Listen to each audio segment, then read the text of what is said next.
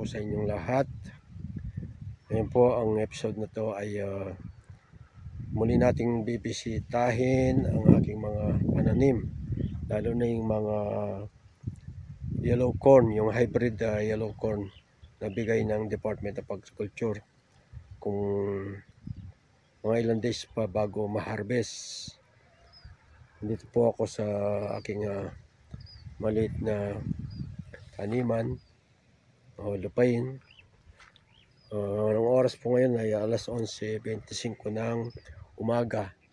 Medyo makulimlim po ang panahon, maulap, bahagyang ihip ng hangin, pero po hindi ganong kainitan ng temperatura. Ito po guys, papakita po sa inyo yung aking mga hybrid yellow corn. Pero bago yon, sipatin muna natin yung bagong tanim na siling panigang. Hello po, magandang umaga po. Nandito na naman ako sa aking munting taniman. Ito yung aking mga tanim na kasaba.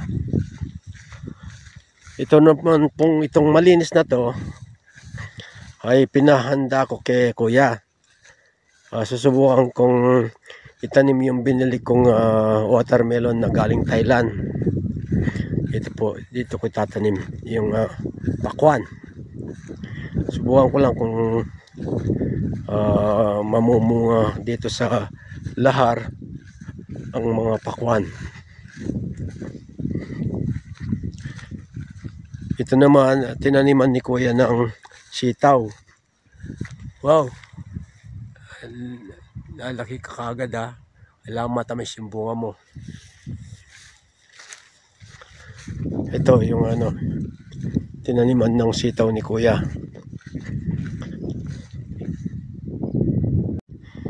Ito naman po yung mga bagong tanim na siling panigang. 1, 2, 3, 4, 5, 6, 7, 8, 9, 10, 11. 11 na dayos. 11 na linya yung naitanim ni kuya. Bali po 5 tray yan, yung seedling tray. Ito naman po yung mga siling panigang na yung mga namumunga na.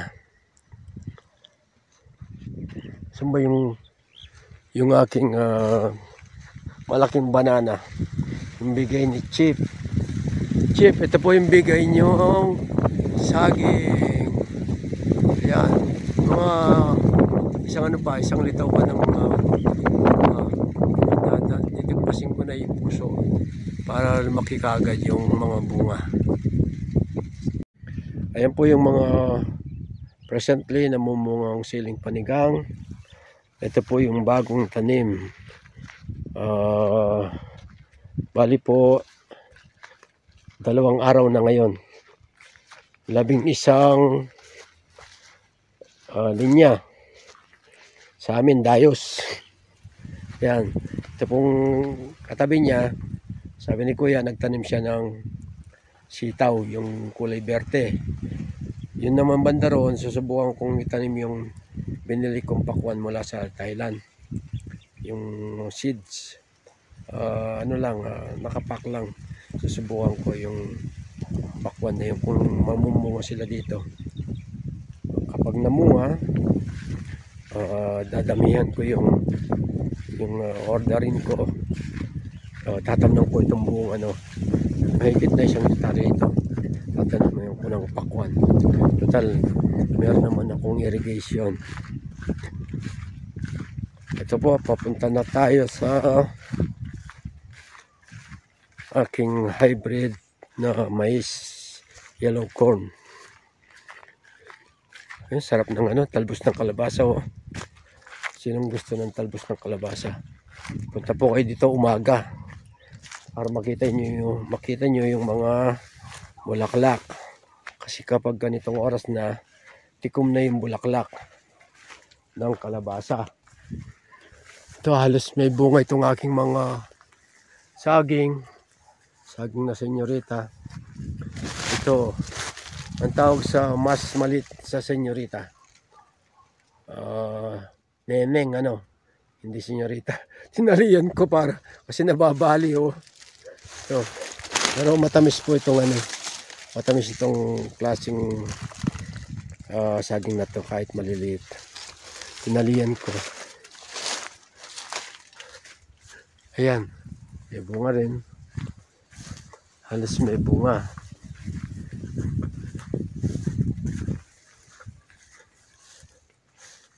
Namatay na yung aking papaya. Ito naman po yung mga talong. At ako'y kukuha mamaya ng may iuwi ko para nasira na kasi yung talong sa rep. Ayun, kukuha ako ng ang ilan. Ayun, ilalim. Ayun, bakit ang malaki dito. Yan.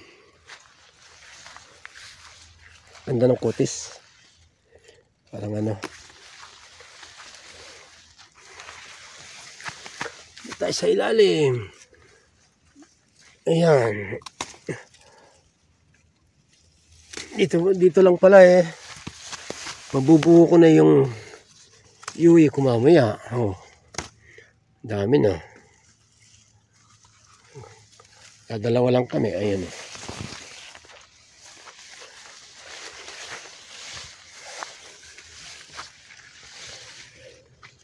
Ito ka muna ha. Kunan kita mamaya. Ayan po yung mga tanim naming eggplant. Aray ko. Ito may bunga. May bunga din itong ano, saging. So, sabihan nga si kuya para matanggal yung ano, yung puso. Kasi po kapag ganyang ano na, dapat tanggalin kaagad yung puso para lumaki kaagad yung ano, yung bunga. Ito po yung aking mga mais. Yung mga hybrid na sinasabi ko. Hybrid yellow corn. Mamaya banda ron tayo pupunta. Daan muna tayo dito sa mga talong para baka mayroon na pa akong makitang malalaki. Ay, madagdagan yung iuwi ko mamaya.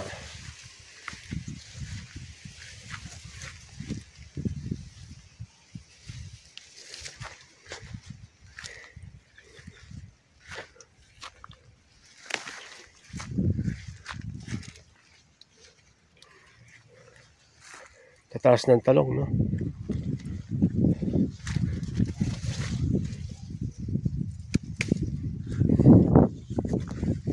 Nilagyan ng ano kasi yung kuya.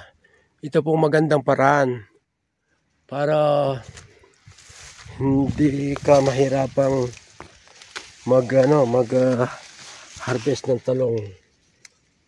Ay sira oh, ang ganda pa naman. Tingnan nyo, nasa ilalim. Oh, malilim, no? Ayan po yung tali. Ayan yung tali. Kita yung tali? Oh, kasi po pag hindi mo nilagyan ng tali, pupunta dito yan.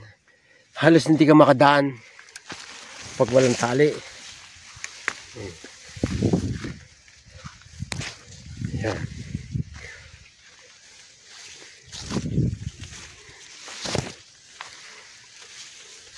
Kita tali. Ito naman po yung mga siling labuyo. Yan, marami namang hinog. Makakuha ka naman basta matyaga ka lang. Ayun o, konti-konti. Ayan po, puntahan na. Ipapakita ko naman sa inyo yung mga hybrid yellow corn. Ito po. Ito po yung bunga ng aking mga mais. Ayan. Tignan natin kung pwede nang harvestan. Ito po.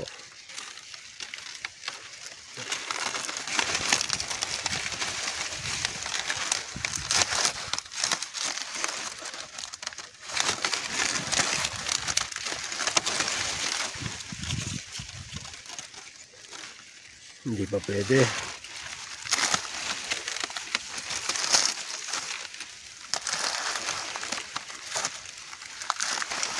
Ay, nabali. Sorry. Paano yan? Hindi ka malalaglag? Kunin na kita. Ayan.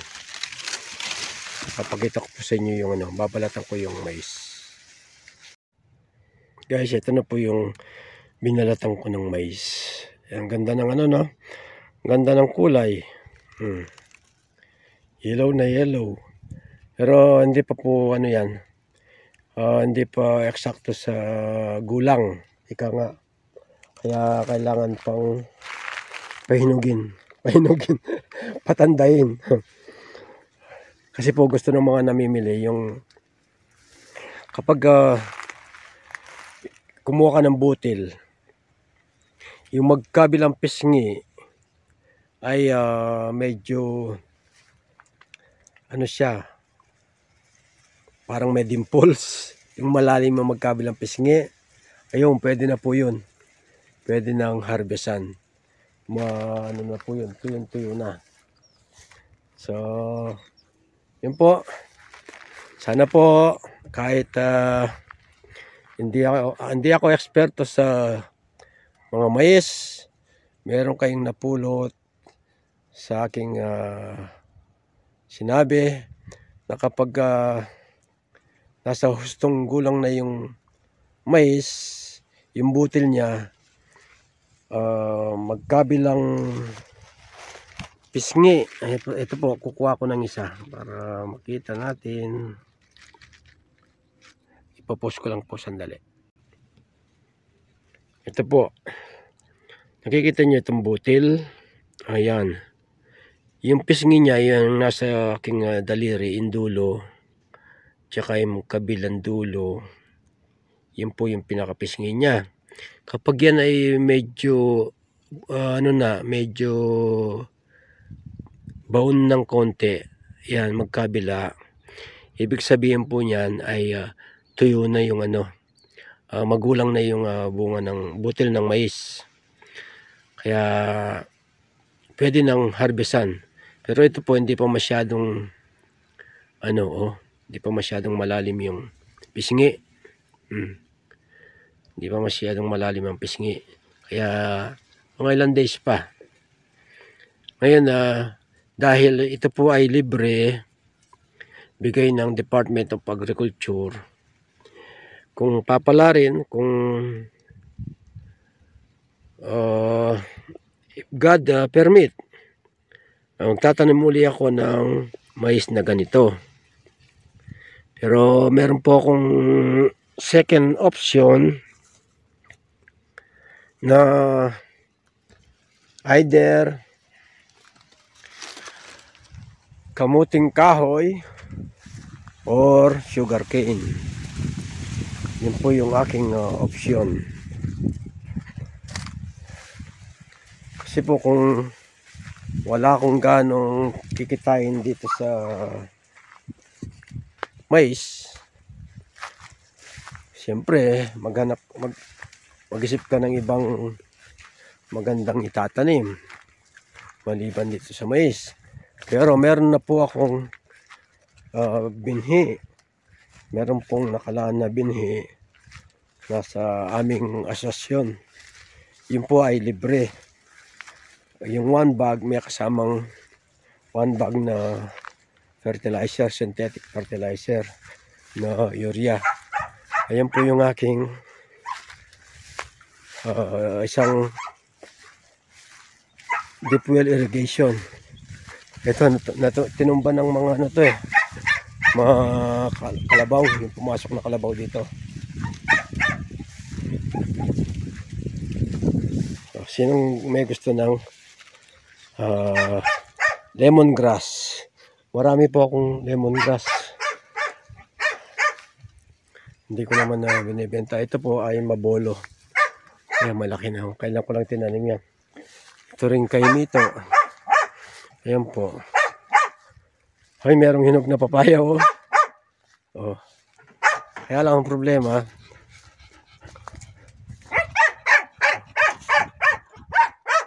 hindi ko mabibit-bit. Marami akong bit-bit. Ayan si Choco, yung aking mga alagang aso.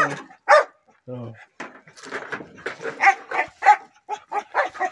Sandali. Sandali lang.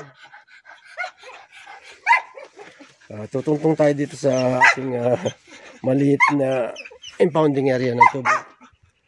Ayan po yung aking area na tinaniman ko ng hybrid yellow corn. Ayan po, hanggang dun sa mga puno na yun. Diyan sa punong malaki na yan, papunta dun sa mga puno na yun. Yan po yung aking area. Dati naniman ng hybrid yellow corn. Mas maganda sana tignan kung meron kang drone, no? Meron na akong makuhang kawayan o sungkit. Gagawin ko muli yung yung ginawa ko noon. Yung itatali ko yung cellphone sa itaas. Katapos makukuha ko yung yung itaas bahagi ng aking mga mais. Wag lang sanang maulit na mahulog. Kasi po noon nahulog pa sa tubig yung aking cellphone. Hindi itong cellphone na to. So yun po guys, sana po nasiyahan kayo sa aking video na ito. Yun naman po yung nakikita nyo umikot na yun. Yun po yung aming windmill power irrigation system na katabi ng aking lote. Yung isang bulb, yung hose, kinuha ko andun sa malapit sa mga saging, nakatutok dun. Pahinga muna ako dito sa ilalim ng aking punong alagaw. Ito malilim itong aking alagaw. Ayan. Dito ko rin tinatali si Linlin, yung aking kalabaw. Masarap yung ihip ng hangin dito, malamig. Ayan. Yung nakikita nyo yung puti na yon, iningi ko po yun, iningi ko sa poultry na katabi ko dyan. Wala pong bayad dyan, libre. Chicken manure. Pero hindi po yung solid na chicken manure. Kung sa mga nag-aalaga ng manok, yung umpisa ng patuka, diba, nilalagyan ng ipa sa malalaking poultry. Para kasi po yung ipa katulong sa pagpapainit ng mga sisiw. Tapos po ang pagkain nila ay chick booster, yung merong gatas. So yun po yung hiningi ko, tuyo na may kasamang siyempre ipot ng mga sisiw, tsaka yung natatapon na pagkain ng mga sisiw. Yun po yung nakasako na yun. At i-close up ko, makita nyo, nakasako, pati sako libre. Ayan.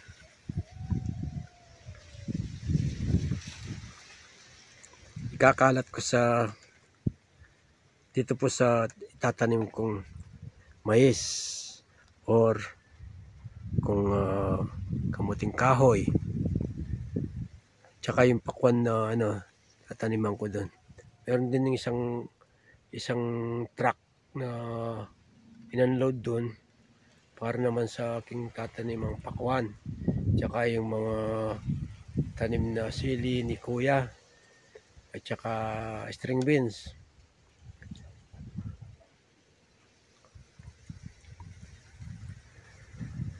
So yun po, itong kagandahan dito sa bukid. Walang stress, walang marites. Kung matutulog, minsan dito ako natutulog Dahil sa kubo medyo merong mga langaw. So dito kung mapapansin nyo walang langaw, no? Ayan, presko pa dito. Yun naman po yung yung nasa malayo na yun. Kikita nyo yung yung tubigan. Pagkatapos ng maipot ng yung chicken manure na yan, tubigan po yun. Hanggang doon sa ayun, yung mataas na talahib na yun, banda ron. Hanggang doon po yung kinwari. Nagkwari sila. About more than 40 hectares po ang kwari dito. Kinwari nila. Ngayon po ay puno ng tubig. Hindi na mataniman. Ayaw nang umalis yung tubig. So anong gagawin? Di nagkaroon ng isda. Ayun po. Nakapaghuli kami ng isda. Libre. Bumili lang kami ng panti. Hindi po panti. Yung nylon. Tawag sa amin ay kitig. Ayan. Si Kuya, kanina sabay kaming umalis sa kubo. Ilalagay daw niya yung nylon. Yung kitig. Kahit malamig daw ang tubig. Sabi ko, wag kalimutan dalhin yung salbabida, yung interior. Kasi po, merong portion na malalim. Ginamitan po kasi yan ng backhoe. Malalim po. Kaya very dangerous po sa mga naliligo dyan. Kaya kailangan meron kang dalang salbabida o kaya styrofoam. Ang dami pong dyan, dalag, tsaka tilapia, tsaka hito. Hindi ko naman pwedeng bawalan yung mga katabi kong farmers dahil po kanila yan, merong titulo. Kaya lang, nasilaw sila sa kaunting pera. Ngayon, meron pa silang utang dun sa quarry operator. Ang sabi, gagawing palisdahan. Paano mo gagawin palisdahan yan? Lalim, katapos walang lalabasan yung tubig. Kaya sabi ko, sayang ka ko yung lupa na yan. Kung sa akin lang yan, pina-script ko lang. Halimbawa, mga 3 meters or 2 meters. Pagkatapos, ang lalaki ng mga bato-bato. Ayun mga buwabo, mga parang sinlaki ng wild, yung pigeon, yung kalapate. Yung native na kalapate. Ayun, dumaan yun. Yun po, hindi na mataniman yung kanilang lupa. Kaya akong naghihinayang. Wala tayong magagawa. That's life. Ito po, pauwi na ako. Yan po yung mga yan ako galing doon sa mga mais. Tapos ito po yung aking mga golden mango na noon maliliit pa. Tapos pinapatabigan ko. Ngayon po, ang lalaki na gandang tignan na Ang tamis po ng bunga niyan. Katapos ang ninipis ng bunga. Yan pa lang namunga. Kung sino yung pinakamaliit, yun po ang nagbunga. Ayan po. Tapos meron din akong sweet tamarind.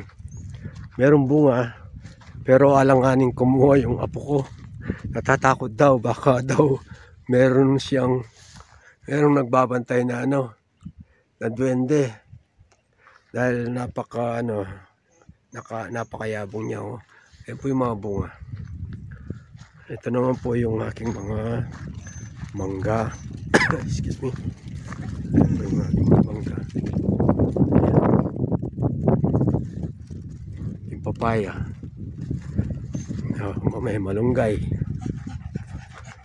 Meron po akong kwento sa malunggay pagdating ko dito sa aking munting dampa. Tingnan muna natin yung aking mga papaya. Ayun, merong maniba lang. Meron din dito. Sabi ko, wag mo nang kunin dahil parating yung aking bunso, yung aking bunsong anak, yung kamukha kong mas pogi sa akin. Ito pong aking malunggay ay mahaba po yung bunga nito.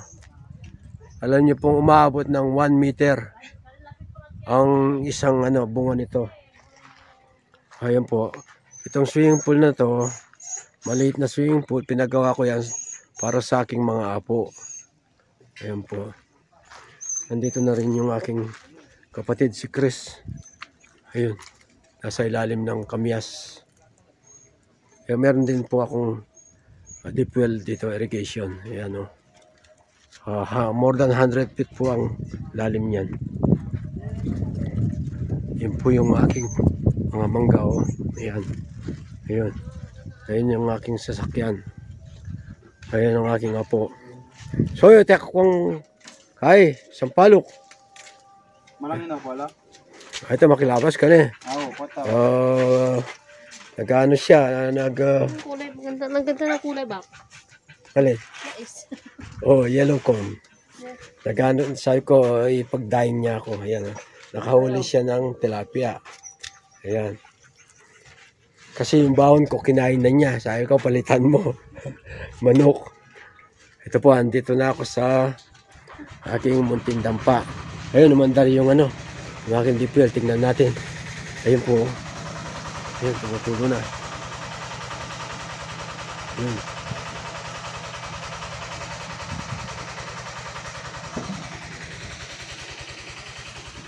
Kanina pong umaga, nag-spray ako ng talahib dun sa tabi ng aking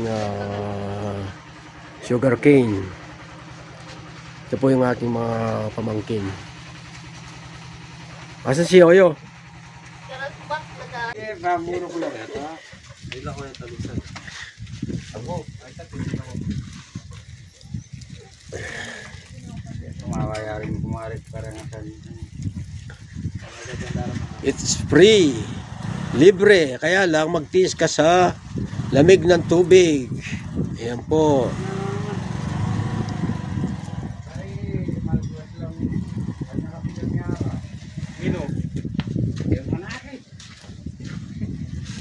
Hindi ko may malis ko sa huli. Pag ang huli ko, lang kaya madala niya gamit din. Yakat, lolopis. Mana kaya, dapat may Nang kaya tayo niya. Tambulin mong gawas o, yan gawas. Puta nang kena tsaka kay Bayron Chenlo. Sa lesena. Alam mo yung ilolo mo, bang na sila pa ng kalero.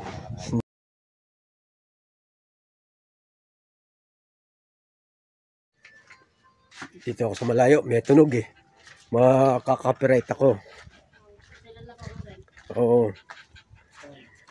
Ito po, nandito na ako sa aking munting dampa. Yung pong kinukwento ko sa inyo regarding sa malunggay. Yung mga Kapampangan po, yung mga nanonood ng Kapampangan, bakit po tinawag na agod yung malunggay? Eh sa Kapampangan, malungge. Sa Tagalog ay malunggay. Ngayon po yung bunga, bakit tinatawag na agod? Ang layo no? Malunggay, malungge. Tapos agod. Eh nung palang nagluto si Lola, isang Lola nagluto, tapos pinaputol-putol. Tapos nung kainin niya, dahil kaunti na lang yung ngipin ni Lola, ginawa niyang, inagod niyang ganun. Agod. Kaya po tinawag na agod yung malunggay. Yun po guys, sana po natawa kayo sa aking joke.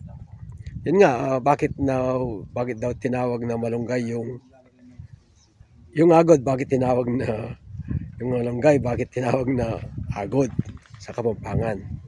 So muli po ako ay nagpapasalamat sa inyong panonood. Muli po ito ang inyong lingkod sa Dikyakabod, farmer senior citizen ng Pampanga. Ingat po tayo, patnubayan nawa tayo ng may kapal. bless you. Jesus love us. Ito po. Maraming salamat. Mabuhay po tayong lahat. God bless. Bye-bye.